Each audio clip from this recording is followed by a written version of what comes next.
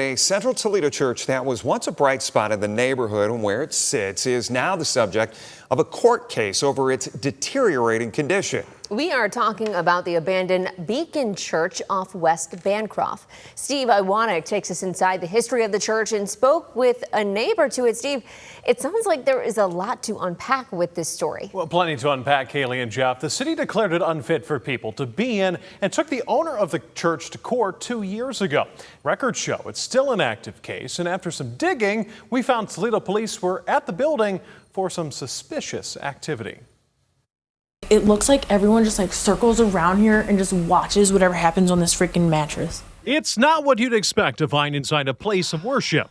This video is from September of 2024 from the TV show On Patrol Live, showing Toledo police inside the abandoned Beacon Church off Bancroft, investigating reports of people using it for illegal activity. Why they gotta have a Bible in here though? That's just disrespectful. And they're doing this in a church. Toledo police tell me there were no arrests and no police reports were filed from this incident. But fast forward to today, and the place that for decades was meant for prayer has now become a problem. It used to be a nice church, wonderful church, beautiful church.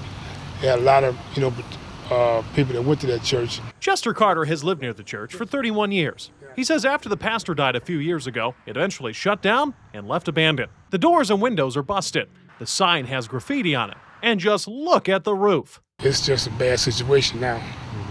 It looks bad for the neighborhood. And the city of Toledo has taken notice. In April of 2024, the city declared it a public nuisance, ordering the owner to repair the roof, windows, and other parts of the building. That hasn't happened, and since then, the city has taken the owner to court. Beacon Churches International is accused of failing to obey that order, and the case is still active. So what happens now? You ask Carter, and he hopes someone is able to buy the church and resurrect its legacy. I just wish somebody would take it and do something with it, because it's a good piece of property over there. Now, the next court hearing is set for September 1st, but in the meantime, the city was given the green light to clean up the property while the court case continues. I reached out to the property owner today for comment, but have not heard back yet.